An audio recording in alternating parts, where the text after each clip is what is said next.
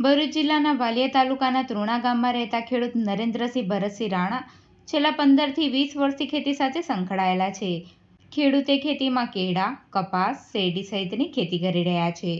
ખેડૂતે પોતાની 1 એકર જમીનમાં કેળના 1200 છોડનું વાવેતર કર્યું હતું.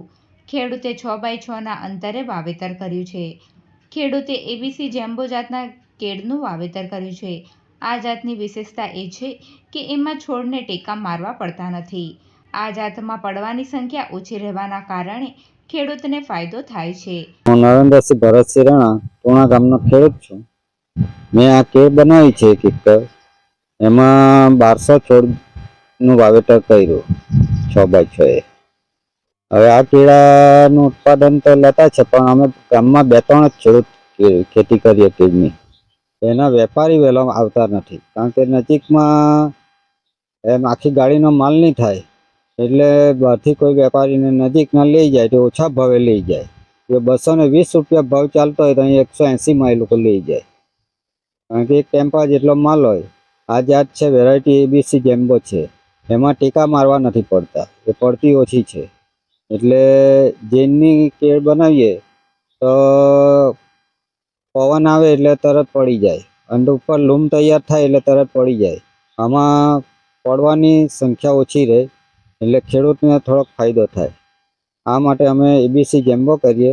આમાં પાયામાં ડીએપી, પોટાશ એવું આપીએ. ઓર્ગેનિકમાં હું જીવામૃતને એ પણ છોડું છું. એટલે 50% જેવું ખાતર આપીએ અને 50% ઓર્ગેનિક બધું છોડીએ છીએ.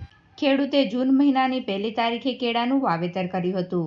ખેડૂત કેળાની ખેતીમાં માવજત તરીકે 50% ઓર્ગેનિક ખાતર અને 50% રાસાયણિક ખાતરનો વપરાશ કરે છે. ખેડૂત જણાવી રહ્યા છે કે કેળાની ખેતીમાં 1 એકર જમીનમાંથી 1 લાખ રૂપિયાની આવક મળી રહેશે. જો કે રાસાયણિક ખાતર સહિતનો ખર્ચ 50,000 રૂપિયાનો થાય છે. વાલિયા તાલુકાના ત્રુણા ગામમાં માત્ર 2 થી 3 ખેડૂતો જ કેળાની ખેતી સાથે સંકળાયેલા છે. તે માટે વહેલા કેળાનો પાક લેવા માટે વેપારીઓ આવતા નથી. નજીકમાં કોઈ મંડળી કે વેપારીઓ પાક લઈ જાય તો આ ગામમાં કેળાની ખેતી ફાયદાકારક છે.